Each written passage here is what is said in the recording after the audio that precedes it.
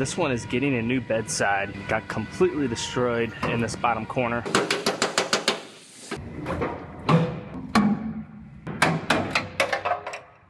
I have the bed of a Chevy Silverado here. This one is getting a new bedside. Got completely destroyed in this bottom corner, as well as this back corner is completely wadded up. And it's also going to get these two wheelhouse sections. And like that. You can see here how that's all folded up as well. And this one's all torn up and folded up. And I have the new bedside right here. So I'm going to go ahead and I'm going to start cutting this bedside off.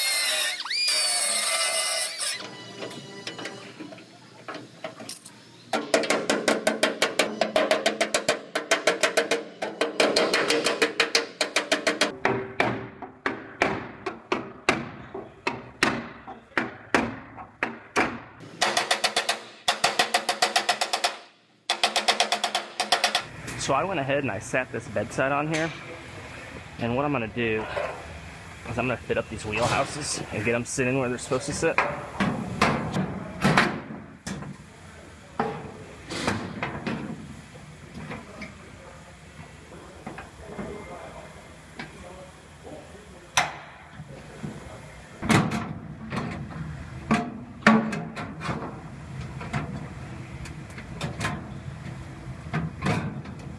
So I got both of these wheelhouse pieces sitting right where they're supposed to.